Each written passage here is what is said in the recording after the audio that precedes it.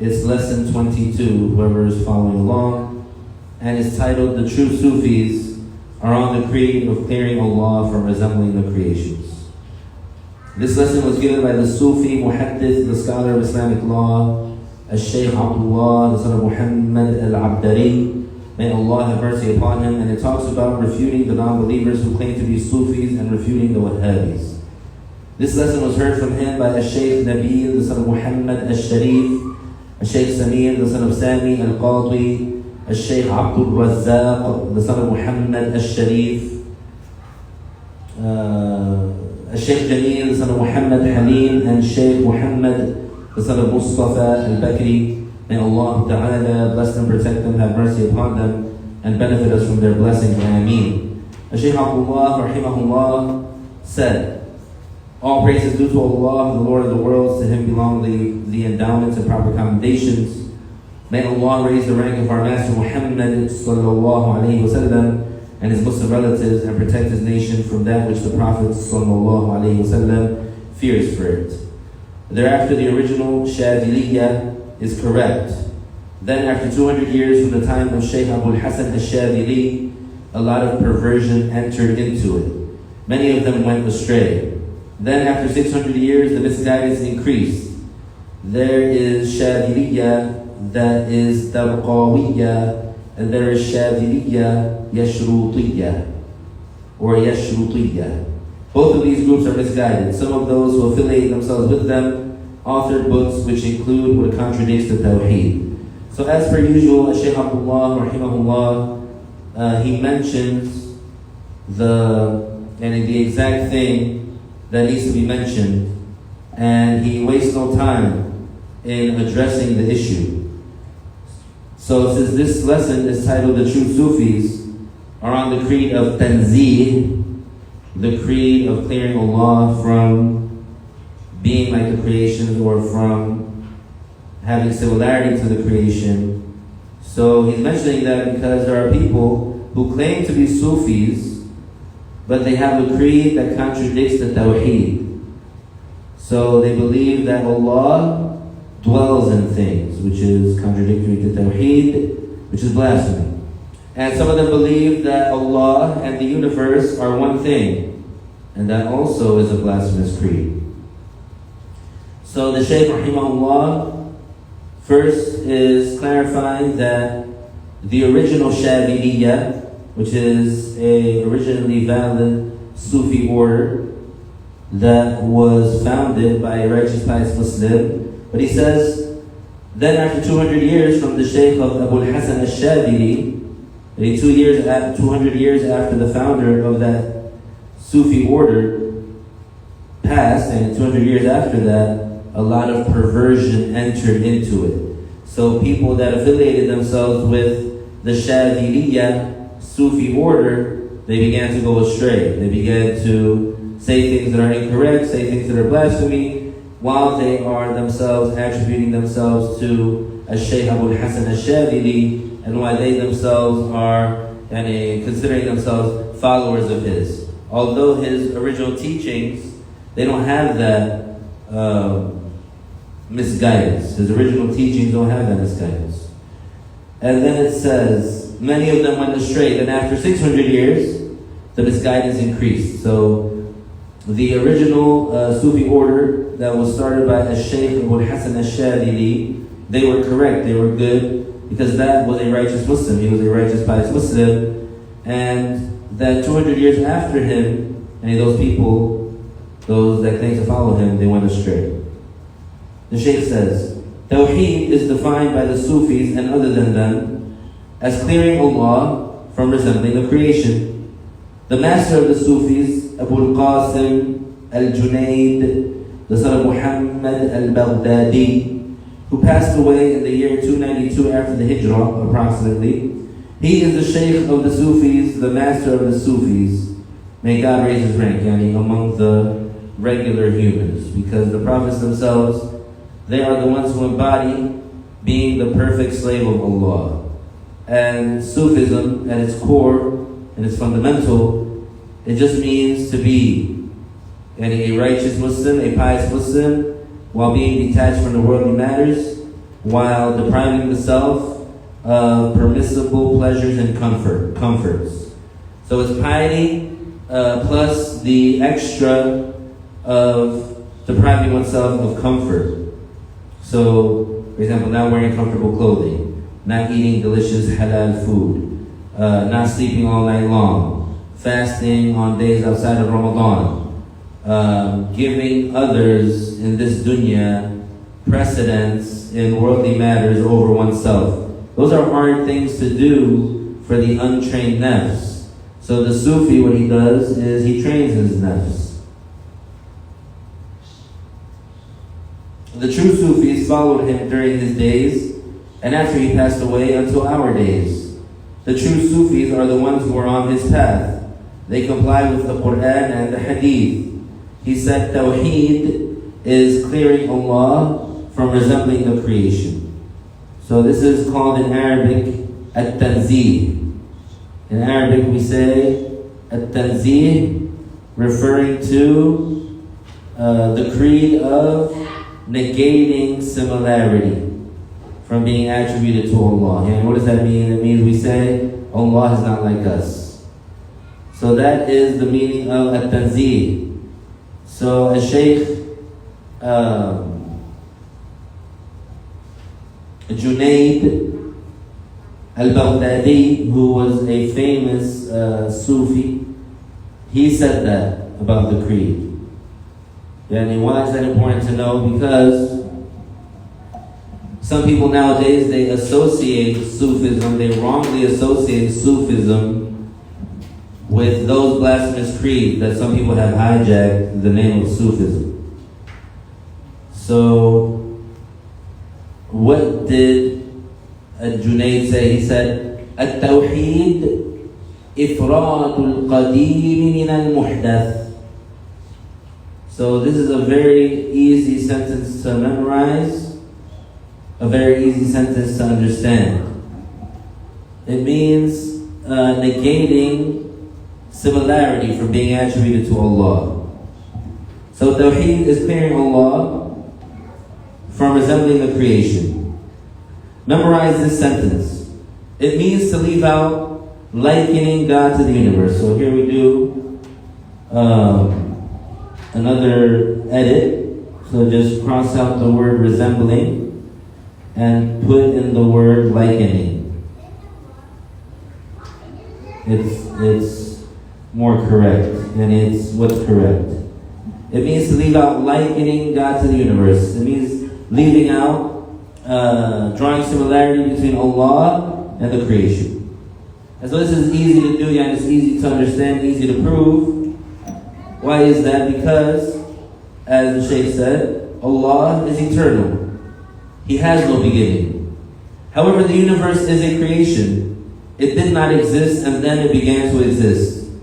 The entire universe did not exist and then began to exist. Light and darkness were not existing and then God created them. Likewise, the throne and the skies, nothing existed in eternity except God, the one who has no beginning to his existence. Allah is called Al-Qadim, meaning he has no beginning to his existence, and everything other than God is called a creation, Muhdath. This means it existed after non-existence. Tawheed is to not liken Al-Qadim, that is Allah, with the creation. That is because Allah is neither an impalpable body nor a palpable body. The body, certainly, has a place and a direction. However, Allah, the one who is neither a palpable body nor an impalpable body, exists without a place. He is not contained in a direction or in a place. As for the volume, it has to have a direction and a place. So this is a very simplified spelling out of the meaning of the statement that Allah Ta'ala has no beginning to his existence. And the Prophet Sallallahu Alaihi Wasallam, he is the one who explicitly mentioned that to the Muslims. There were some Muslims that came to see the Prophet Sallallahu Alaihi Wasallam from Al-Yemen, and they were coming to the Prophet Sallallahu Alaihi Wasallam to learn. And so they came to the Prophet Sallallahu Alaihi Wasallam and they told him we have come to become knowledgeable in Islam. And we have come to ask about the beginning of creation. They want to know what was the first creation. So when they did that, the Prophet ﷺ, he told them, كَانَ اللَّهُ وَلَمْ يَكُنْ شَيْءٌ غَيْرُهُ. He informed them that Allah Ta'ala existed eternally and nothing else existed. That from that only, and from that sentence, those Muslims who came to seek the knowledge from the Prophet ﷺ, they understood that Allah Ta'ala, He is the only one without a beginning to His existence, and everything else has a beginning. And since everything else has a beginning, that means He existed without any of these creations. And after He created them, His existence did not change. So that is Tawheed. To negate all physicality from being attributed to Allah, and to negate any similarity from being attributed to Allah. The author said, even light has a direction and a place, and likewise darkness. Some of the light is in paradise, and some of the light is in the throne, and some of the light is in the skies, and the light of the sun and the moon is on earth. All of it has a volume. The light of the sun is vaster in size than the light of the moon, and then the light of the moon. Then the light of the electricity, after God created the electricity's light, it is vaster than the light of the candle, and the light of the candle has a short area. All of them have a direction and a place. However, Allah is neither a palpable volume nor an impalpable volume, and He does not occupy a place or a direction.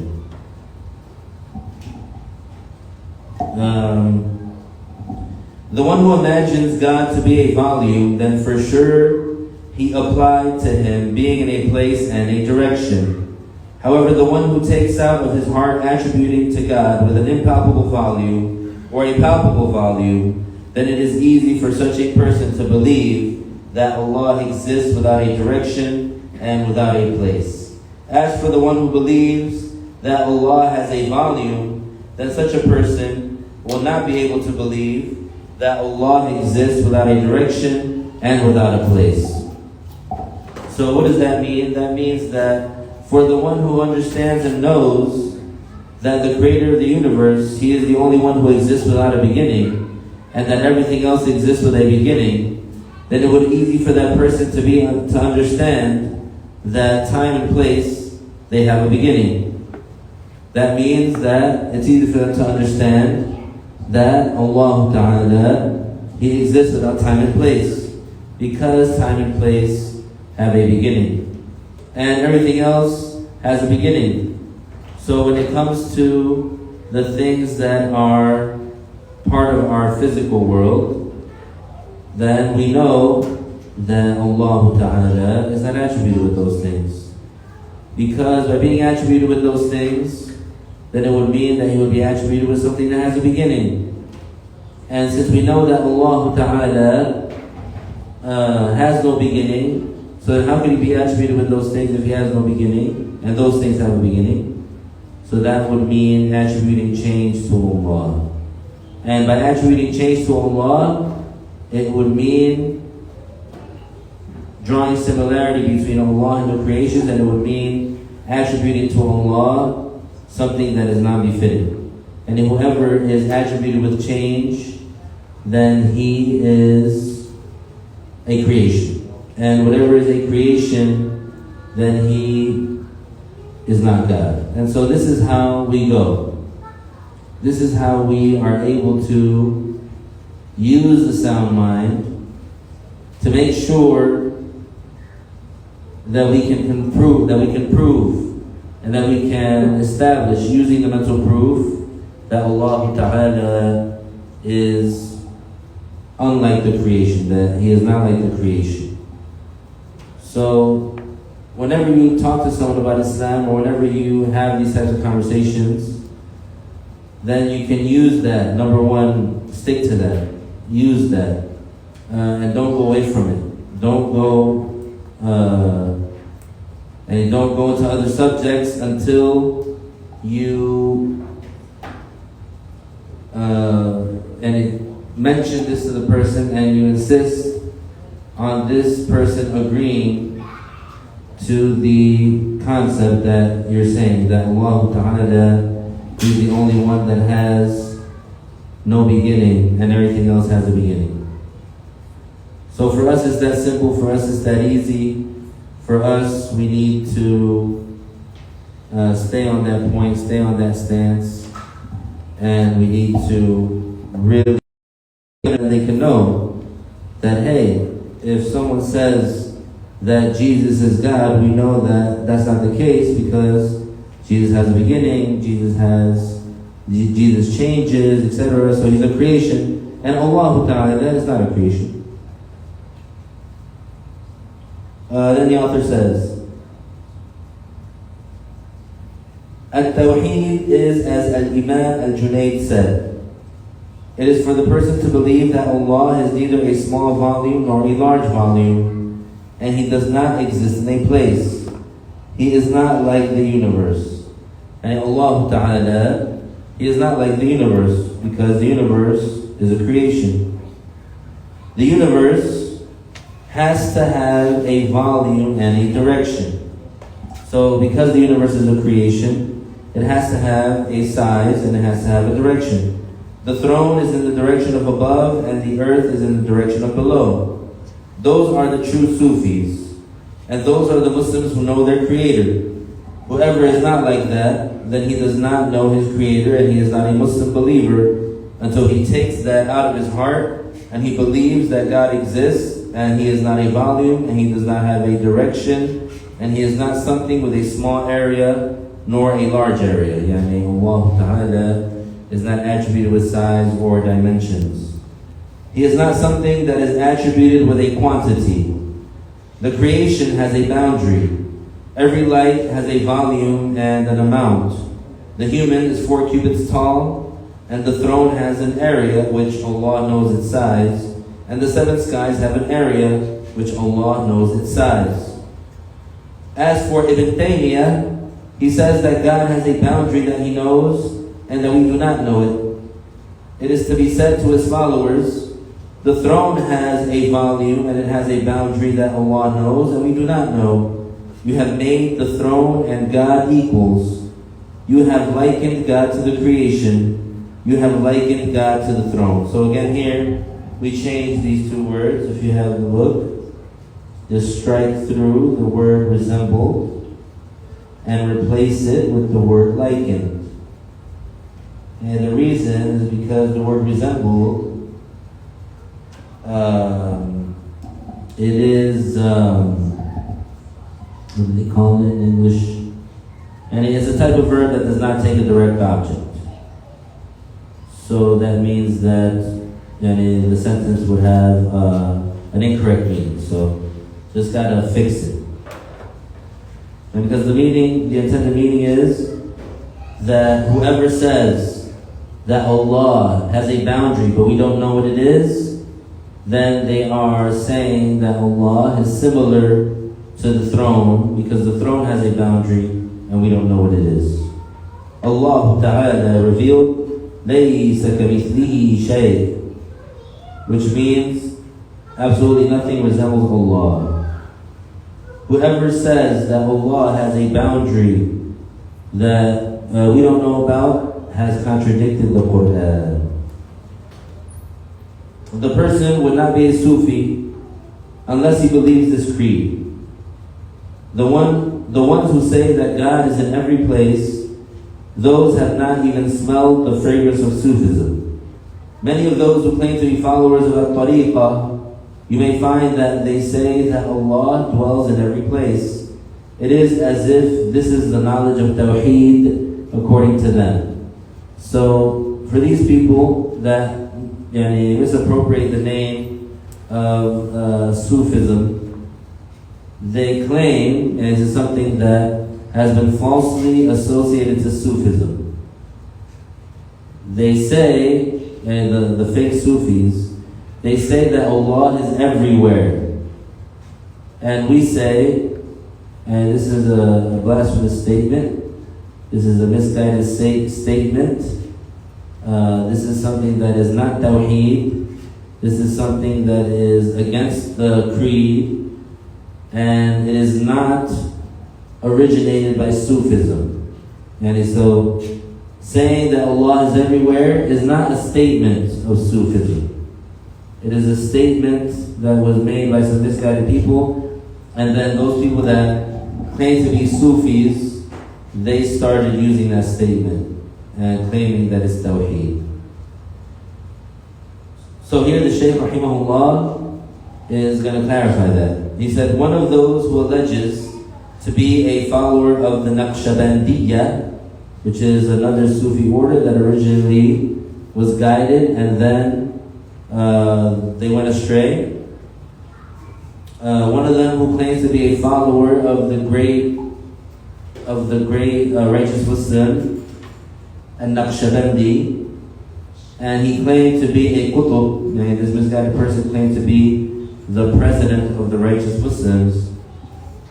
And he said that he entered into seclusion underground with a sheikh that he affiliates with. This person one time, he went to Al-Madinah, and with him were some among our group. He said when he looked at the chandelier in the mosque, what he says is a horrible statement. He said when he looked at the chandelier in the mosque, this is not created by God, this is created by the human. What does it benefit him adhering to saying the Naqshbandi dhikr and going into seclusion underground? All of that, what did it benefit him when he does not know one of the fundamentals of the creed, which is that God is the creator of everything, the impalpable volume and the palpable volume, the movements of the slave and their illness, and their intentions and the changes of their hearts and the glance, the blink, the movement, the stillness, all of that is created by Allah. They do not have another creator. The human just does the action. He walks and moves and blinks and thinks. All of that the human does not create. Rather, Allah creates that in him, just as it had been revealed in the Quran in Surah Al-Ra'd, Allahu khaliqu kulli shay. The verse means Allah is the creator of everything. The term thing includes that which has a volume, the tree, the wind, the person, and it includes the movements of the person and his speech and his blinking. The Quran says, Allahu khaliqu kulli shay. This means that Allah is the creator of the impalpable bodies, and the palpable bodies are the creator of the actions of the slaves and their movements. In the honorable Quran, in Surah Yunus, it's revealed, هُوَ الَّذِي يُسَيِّرُكُمْ فِي الْبَرِّ وَالْبَحْرِ. This means Allah is the one who enables you to move on land and in sea. So here the Shaykh rahimahullah is refuting the statement of that misguided person who was in the mosque in Al-Madinah, and he looked at the chandelier and he said that Allah did not create that, instead that humans created it. So basically the point of the Shaykh with that is he's saying, this person who claims to be a Sufi, he claims that he adheres to the Naqshbandi dhikr, which is very long. It's like thousands and thousands. And he claims that he went in seclusion, yani what is called khalwa, which is like something that the Muslim who was on the path to become a righteous, pious Muslim, basically he goes into seclusion, and he goes to a place where he's by himself, and he spends a certain amount of time in that place doing certain acts of worship. And he might spend 40 days there, he might spend a week there. So he'll spend a certain time in the seclusion just focusing on doing acts of worship so that he can rise to that level of being a wali. So that person who said that blasphemous statement, he was one of those people that did that. And he was like, claiming that about himself. He was saying that about himself, basically like bragging about it. But then he goes inside of the Prophet's mosque and he says that blasphemy. So the Shaykh is saying, what did it benefit him that supposedly he got that accolade, that he says the Naqshbandi dhikr, which is a lot, it's like thousands, and that he went underground in seclusion with a sheikh? What did it benefit him when he's so ignorant in the creed that he straight up said that something other than Allah created the chandelier? That's what the Shaykh is trying to say. He's trying to say that these false Sufis, they neglected the knowledge of Tawheed. So then the Shaykh said, the human, when he is first born, he is not able to walk, and he does not have information, and he does not speak. Allah enables him to walk afterwards and creates in him the information and enables him to talk. Likewise, the angels, they do not create anything. Rather, the creator of everything is God. This person, what did it benefit him to be affiliated with the Naqshbandiyya and to enter into the seclusion? What did it benefit him when he is ignorant about the creed of Tawheed? Most of the people who affiliate themselves with Sufism today are like that. They do not know the methodology of Ahlul Sunnah wal Jama'ah. They visit the shaykhs and do not know the methodology of Ahlul Sunnah. They visit the shaykhs and they take from them the tariqah, and they are ignorant and have not learned clearing Allah from resembling the creation. They enter and they increase in vanity, and they say, we have reached the ultimate. A lot of the people who affiliate themselves to the tariqah are lost.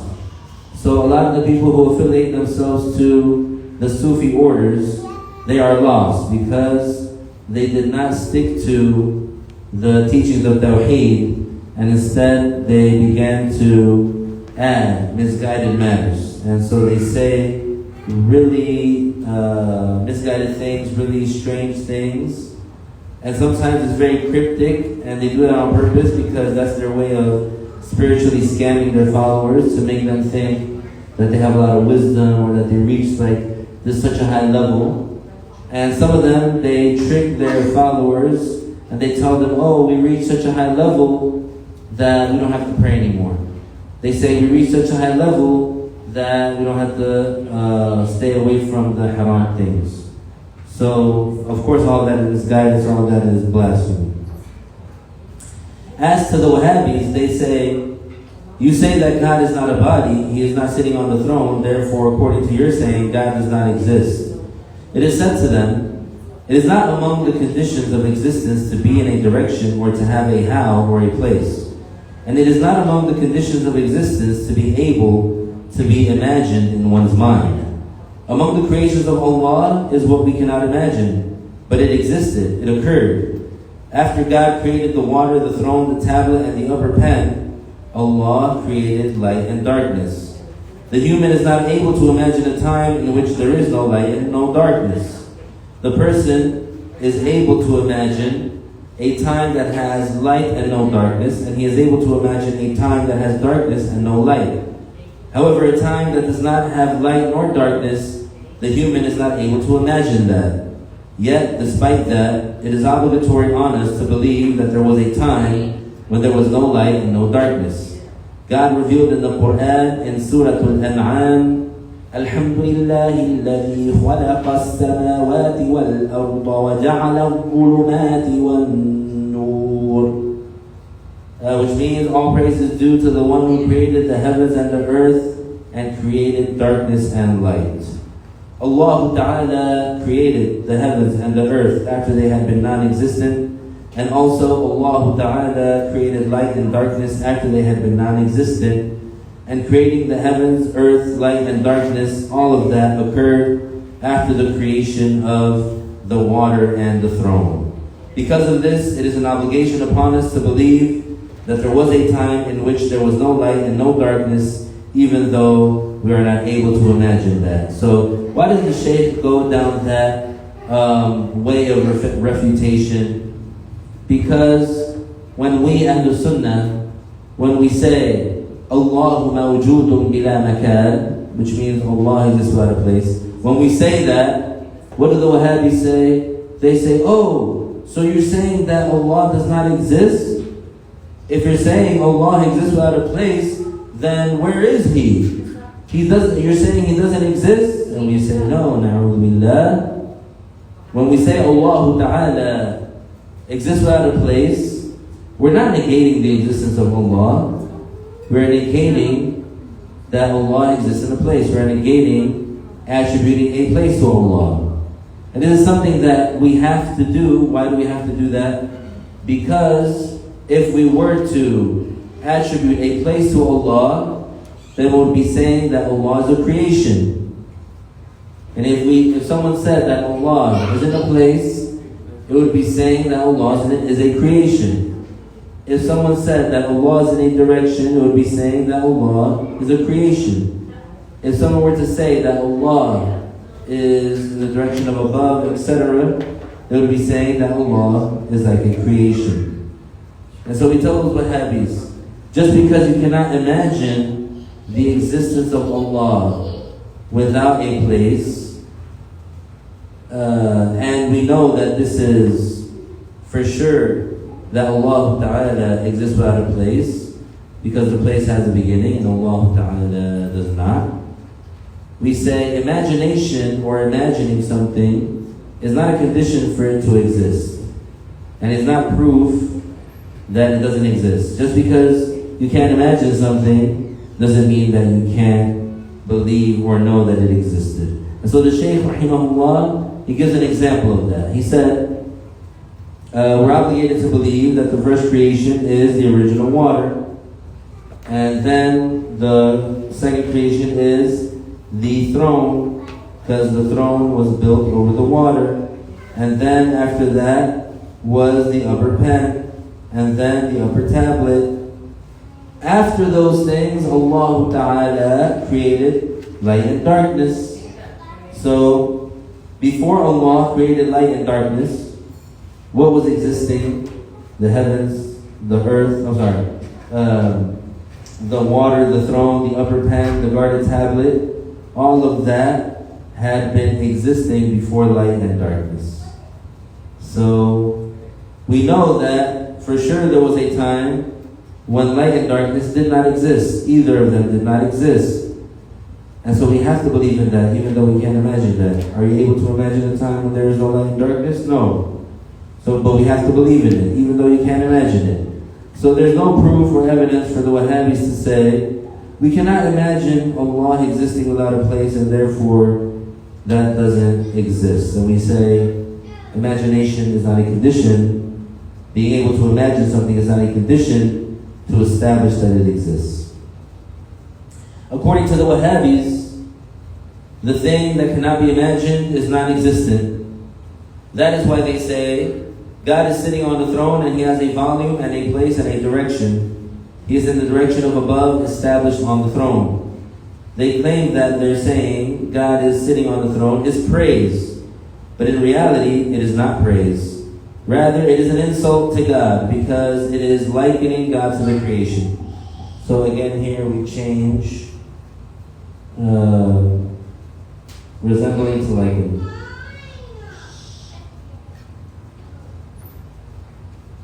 It is likening God to the creation.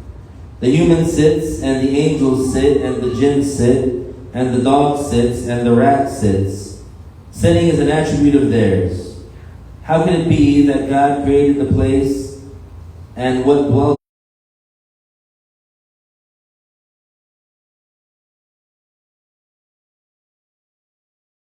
that He's attributed with sitting?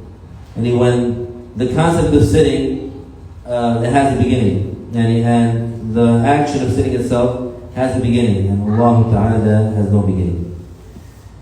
Their dilemma is that they interpreted some of the verses incorrectly. The verse in Surah Taha, Ar-Rahmanu ala al-Arsh istawa, they interpreted this verse to mean sitting. They said the term istawa means sat, and istawa does not mean sat. The meaning of istawa is subjugate. Allah subjugates the throne, al-Arsh. The throne exists because Allah created it. God created the throne, and He is the one who preserves it in its place. And had it not been for that, it would have fallen. It would not have been stable for a second. Yani Allah Ta'ala is the one who keeps the throne in its place. Likewise, these stars, the sun, the moon, and paradise, had it not been that God made them stay in their place without any contact, they would not have been stable. Likewise, this earth that carries us, had it not been that God keeps it in its place, it would have fallen. Allah created the water, and then He created the throne on the surface of the water. The throne to the angels is like the Kaaba to the humans. God ordered us to face the Kaaba in our prayer and to go around it during pilgrimage and Umrah. Likewise, those angels that are around the throne, and due to their large number, they surround the throne. They circumambulate it as we circumambulate the Kaaba, and they pray facing it when they do their prayers. Ar-Rahmanu ala al-Arsh istawa means subjugates. As to interpreting it with sitting, this is an insult to Allah. And that's the part that the Wahhabis, they cannot understand. And the Wahhabis, they are insisting and they are obsessed with attributing sitting to Allah. So they want to interpret the word istawa to mean jalas or istaqarra. And so both of those meanings, jalas and istaqarra, they are physical meanings. And that cannot be attributed to Allah. Yani it is impossible for it to be attributed to Allah because the meanings of those words only apply to creations. And Allah is not a creation. Because in order for something to sit, it has to have two halves, an upper half and a lower half. That lower half has to bend and it has to touch whatever it's sitting on. For example, you can't sit without those chairs. Like, you can't keep that position that you have right now without those chairs. And obviously, for example, if there was no ground, you couldn't sit on the ground. So, yeah, the sitting wouldn't happen. So even if you, let's say, kept that position, like let's say if you were athletic and you were able to bend your knees and look like you were sitting, right, without anything under you, that's not called sitting. Because in order for it to be called sitting, you have to be supported on something. Your bottom half has to be supported. So that's why it's not permissible or valid to say that about Allah, because Allah Ta'ala is not attributed with two halves. He's not attributed with touching something. Only creations are attributed with that. And since Allah Ta'ala is not a creation, therefore, it doesn't apply to Him. So, why do we say istawa means subjugate? Because in the Arabic language itself, that verb, it has 15 different meanings. The example that is always easy to use and always easy to mention is the word ayn in Arabic. The word ayn. So the word ayn in Arabic has many different meanings as well. Among the meanings of the word ayn in Arabic is spy, like James Bond. Among the meanings of the word ayn in Arabic is spring, like the spring of water that springs from the earth. And among the meanings of the word ayn is eyeball, the eyeball. So in Arabic you can use the same word ayn in the same sentence in three different places to mean three different things. So basically in Arabic you can say, I saw with my ayn, or you can say in Arabic, I saw an ayn with my ayn and I drank from an ayn. And if you say that in Arabic, the person who you're speaking to, they'll understand you. You can say, رَأَيْتُ عَيْنًا بِعَيْنِي وَشَرِبْتُ مِنْ عَيْنِ. If you say that in Arabic, the person will understand you. And the first one, رَأَيْتُ عَيْنًا بِعَيْنِي, so you can say, I saw a spy with my eye, and then وَشَرِبْتُ مِنْ عَيْنِ, and I drank from an ayn. You can say that in Arabic, it will be understood. But in English, you can't say, I saw an eye with my eye and I drank from an eye. If you're going to say the ayn, if you're going to interpret it as eye, it wouldn't fit in all the places. So the same thing, when in the Quran, the verb like istawa is attributed to Allah, you have 15 different meanings for that verb. So which meaning can be used or can be picked to be the interpretation of it in the Quran, in that spot? So for sure it's not going to be the physical ones, because then it wouldn't make sense. It's impossible, it would contradict. So then what's left? The ones like subjugate. Because among the meanings of the word istawa is to subjugate, to dominate. Right? And the domination and conquering and subjugation, it's not a condition that it would be after a struggle. When you tell the Wahhabis, istawa means that Allah subjugated the throne. They say, are you trying to say that Allah didn't subjugate the throne and then He struggled with it and then He subjugated the throne? We say, no. You know, where do you get that from? One of the names of Allah is Al-Qahhar. And He's the subjugator, the one who subjugates His creation. So, even the Quran, right, uses the meaning of subjugation, referring to Allah. It's one of His names, Al-Qahhar. So the same thing with the throne. So then why is the throne mentioned specifically? Because the throne is the largest creation in size. And if the throne were to be, collapse, let's say, if Allah Ta'ala did not keep it sustained where it is, and the throne were to collapse and fall, the entire universe would be destroyed. So this is why the throne was mentioned specifically in that ayah, Ar-Rahman al-Arsh istawa. Because someone might say, well, doesn't Allah subjugate everything? Of course, Allah Ta'ala dominates everything. Yani Allah Ta'ala subjugates everything. Allah Ta'ala is in control of everything. And nothing happens against His will. But why was the throne singled out by being mentioned? Because it is the biggest creation in size.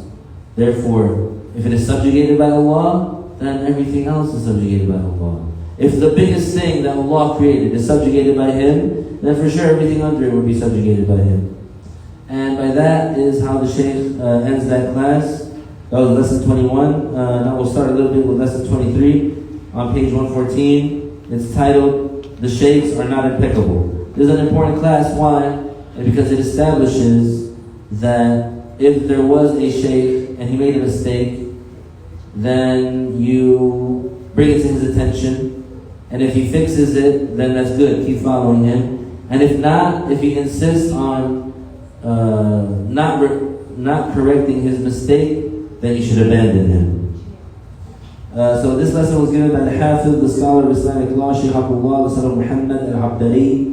May Allah have mercy upon him. And it is about clarifying the obligation of warning against the unlawful, and that the shaykhs are not protected from error. This lesson was heard from him by Shaykh Nabil, the son of Muhammad al-Sharif, Shaykh Samir, the son of Sami al-Qadwi, Shaykh Jamil, the son of Muhammad Halim, and Shaykh Muhammad, the son of Mustafa al-Bakri. Shaykh Abdullah, may Allah have vast mercy upon him, said, all praise is due to Allah, the Lord of the worlds. To Him belong the endowments and proper commendations. May Allah raise the rank of our Master Muhammad sallallahu alayhi wa sallam and his Muslim relatives, and protect his nation from that which the Prophet sallallahu alayhi wa sallam fears for it. Thereafter, there are books that are famous containing things that are warned against, like the book Tafsirul Jalalain. This book, that is Tafsirul Jalalain, I am astonished how it has remained among the people. It is read and it contains kufr things, and people keep it in their libraries and they read through it, while that book contains blasphemous things. This is heedlessness, ghafla. During this era, there are no sultans that monitor sufficiently. Had there been sultans that monitor sufficiently, this book would not have remained used among the people. Al-Fakhr al-Razi, prior to this by 300 years, he mentioned a kufr thing that is mentioned in Al-Jalalain.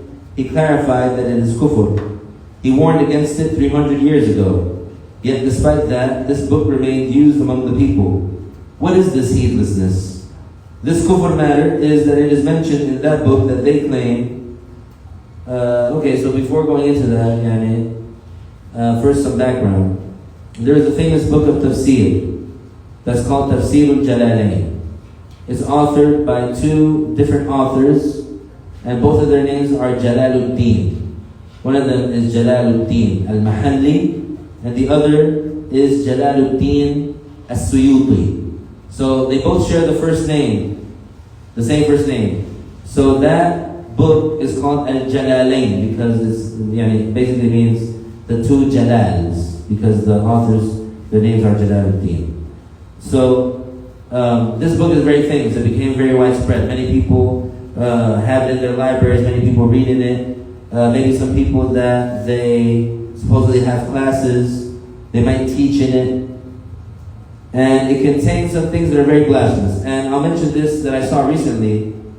There's some Islamophobes, people that hate Islam, mainly Christians, on TikTok. And of course they're doing it for the digital hugs and for the clicks, and they're doing it to get engagement and to get antagonize Muslims and to get on the live so that people can curse them out and people can say bad things to them, and to try to shake the faith of a Muslim. So what do? They reference things like that book, Al-Jalalain. So they'll say, look, it says it in your own book. And then they mention this false story. So what's that false story? And the false story is that it's not true, it's a lie, it's 100% not true. And whoever believes that story, they exit from Islam. So basically the story, the fake story, the fabrication that was planted in that book, because we don't believe about the authors that they will say such a thing. They write in that book, or it's written in that book, that they claim that the Prophet ﷺ was reciting Quran, and then supposedly the devil possessed his tongue and spoke on the tongue of the Prophet ﷺ, praising the idols, and like saying praiseworthy words, praising words about the idols, and that supposedly the idol worshippers, they got all happy when they heard that, and they, supposedly made sujood when the Prophet made sujood. That's the false story. And so the non-Muslims, like that one person on TikTok, that one Christian, he's like, look, it says in your book that the devil spoke on the tongue of Muhammad sallallahu alayhi wa sallam. So they say, the Prophet is the devil, and they say that Allah is the devil, and they say that, the Quran is from the devil. Na'udhu billah. And all of why? Because of the widespread, because that book has been widespread, and it has been translated into different languages.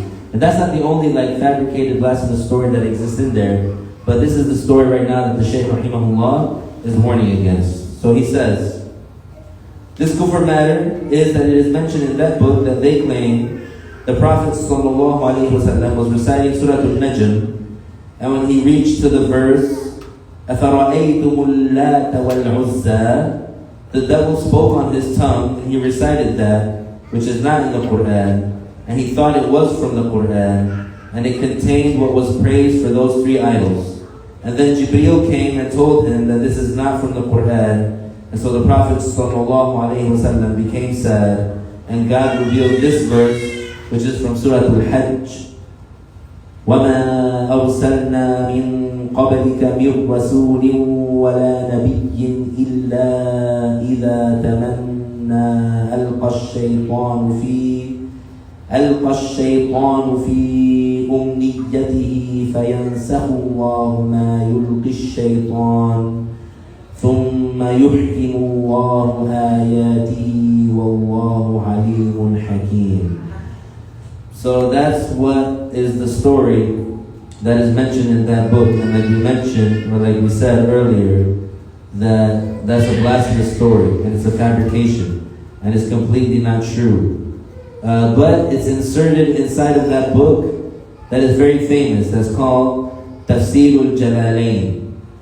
So an ignorant person, he might read that book, and he might see that story is mentioned, and he might believe it. Why might he believe it? Because he doesn't know the obligatory knowledge. So this speech, or that false story, it's mentioned in the part of the book that is attributed to Al-Mahalli. So like we said earlier, this statement is mentioned in the part of the book that is attributed to Al-Jalal Al-Mahalli. This book is attributed to two people, Al-Jalal Al-Suyuti and Al-Jalal Al-Mahalli. This statement is found in the second half of the book, which is attributed to Al-Jalal Al-Mahalli. What is correct, now the true story, is that the Prophet ﷺ was reciting from Surah Al-Najm. And when he reached to this spot, the devil himself, not on the tongue of the Prophet ﷺ, not possessing the Prophet's tongue, the devil spoke praising these idols. And there were idol worshippers close to him, close to the devil, and they became happy. And they said, he did not praise our idols until now. When the Prophet ﷺ reached the part in the surah where it is recommended to prostrate in Surah Al-Najm, the Prophet ﷺ prostrated, and the idol worshippers prostrated with him. As for the story that was inserted into the tafsir of Al-Mahalli, Al-Fakhr al-Razi says whoever believes in it is a kafir, a non-Muslim. This is a big harm. How did this book remain among the people? Perhaps it has been published 20 or 30 editions. This is a kufr matter among the kufr matters.